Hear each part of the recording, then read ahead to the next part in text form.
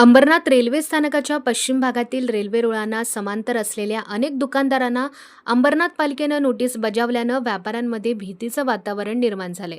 या ठिकाणी शहरातील व्यापारी मागील 60 ते 70 वर्षांपासून व्यवसाय करून उदरनिर्वाह करीत आहेत। मात्र आता अचानक पालिकेची नोटीस आल्यानं व्यापाऱ्यांमध्ये चिंतेचं वातावरण आहे। अंबरनाथ रेल्वे स्थानकाकडून कल्याण बदलापूर महामार्गाकडे जाणाऱ्या म्हणजेच डीएमसी रोडच्या बाजूला असलेल्या दुकानदारांना अंबरनाथ पालिकेनं नोटीस बजावली आहे। स्थानक परिसरात होणाऱ्या वाहतूक कोंडीचं कारण देऊन व्यापाऱ्यांना नोटिसा देण्यात आल्या आहेत। वाहतूक कोंडीवर उपाययोजना करण्यासाठी नगराध्यक्षांच्या दालनात झालेल्या बैठकीचा आणि मुख्याधिकाऱ्यांच्या टिप्पणीचा सारांश देऊन व्यापाऱ्यांना नोटीस देण्यात आली आहे। विकास योजनेच्या माध्यमातून या रस्त्याचे 12 मीटर रुंदीकरण करण्याचा निर्णय पालिकेनं घेतलाय। त्यामुळे अनेक दुकानं यामध्ये बाधित होऊन व्यापारी रस्त्यावर येण्याची भीती निर्माण झाली आहे।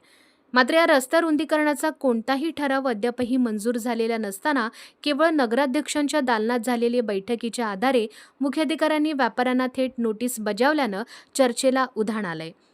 डीएमसीकडून स्टेशनकडे जाणाऱ्या रस्त्यावर आधी बस स्थानक होतं। त्यावेळी रस्ता अरुंद असतानाही या रस्त्यावरून महाराष्ट्र राज्य परिवहन मंडळाच्या बसगाड्यांची वाहतूक सुरू होती। मात्र कालांतराने बस सेवा बंद झाली, म्हणजेच या रस्त्यावरून मोठ्या गाड्यांची वाहतूक सुरू होती। या रस्त्यावर स्टेशन परिसरात फेरीवाले ठाण मांडून बसलेत। रिक्षा चालकांनी अनधिकृतपणे जागा व्यापून टाकली आहे।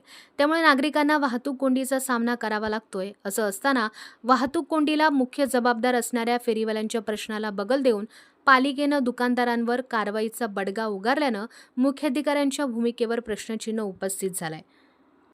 या रस्त्यावरील वाहतूक कोंडी टाळण्यासाठी रस्ता रुंदीकरणाच्या व्यतिरिक्त आणखी काय पर्याय आहेत ते पाहूयात। स्टेशन परिसरात रस्त्याच्या बाजूला आणि रस्त्याच्या मधोमध ठाण मांडून बसलेल्या फेरीवाल्यांना हटवल्यास रस्ता मोकळा होऊन वाहतूक सुरळीत होईल। रस्त्याची एक बाजू रिक्षा चालकांनी व्यापून टाकली आहे, त्यामुळे बस स्थानकाच्या जागेत रिक्षा चालकांना जागा दिल्यास रस्ता मोकळा होईल। रस्त्याच्या दुतर्फा नो पार्किंग झोन तयार करून अनधिकृतपणे वाहनं पार्क करणाऱ्या वाहन चालकांना दंड आकारून कारवाई केल्यास वाहतूक कोंडीचा प्रश्न सुटेल। या रस्त्यावरील वाहतूक वन वे पद्धतीने करून डीएमसी कंपनीकडून येणारी वाहने स्टेशन परिसरातून पुढे गेल्यास वाहतूक कोंडी होणार नाही। इतके पर्याय उपलब्ध असताना अंबरनाथ पालिकेचे मुख्याधिकारी उमाकांत गायकवाड यांनी नगराध्यक्षांच्या दालनात झालेल्या बैठकीतून नेमका कोणता सारांश काढला याचं कोडं अजून सुटलेलं नाही। शहरातील एक प्रमुख समस्या सोडविण्यासाठी सभागृहात विषय मांडून सर्व नगरसेवकांचं मत जाणून घेणं गरजेचं असतानाच केवळ नगराध्यक्षा आणि मुख्याधिकाऱ्यांनीच परस्पर निर्णय घेतल्यानं शिवसेनेनं यावर आक्षेप घेतलाय। शहर विकास आणि रुंदीकरणाला आमचा विरोध नाही, मात्र चुकीचे निर्णय घेतल्यास शिवसेना व्यापाऱ्यांच्या पाठीशी ठामपणे उभी असेल, असा इशारा शिवसेना नगरसेवक राजेंद्र वाडेकर यांनी दिलाय। असं बांगडी गल्ली आणि शिंदी गल्ली इथले काही व्यापारी माझ्याकडे आले होते। बरेचसे व्यापारी माझ्याकडे आल्याच्यानंतर मला त्यांनी पत्र दिलं की आम्हाला अशा नोटीस आलेल्या आहेत का 15 दिवसामध्ये तुमचे गाळे तुम्ही तोडून घ्या।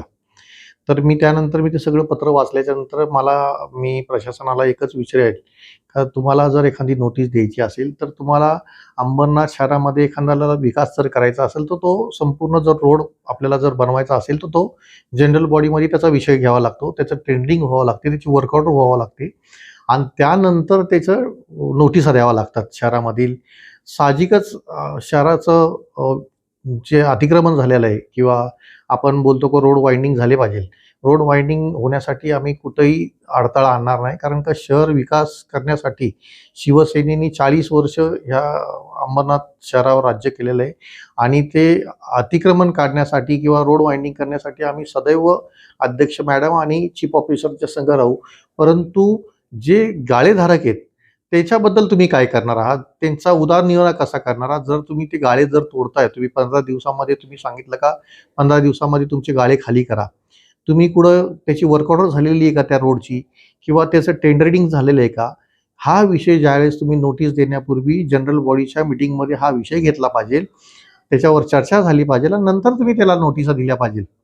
तर ही कुठेही चर्चा न होता डायरेक्ट तुम्ही अध्यक्षांच्या दालनामध्ये मीटिंग घेताय, म्हणजे तुम्हाला अंबरनाथ शहरातले कुठलेही नगरसेवक नको आहेत का?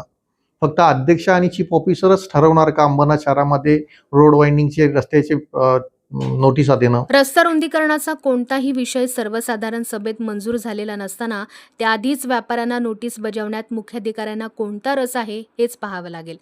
थोडक्यात काय तर लग्नासाठी अजून मुलगीही बघितलेली नसताना नवरदेव मात्र गुडघ्याला बाशिंग बांधून घोड्यावर सवार झालाय. अशीच परिस्थिती या प्रकरणात असल्याची चर्चा नागरिकांमधून सुरू आहे.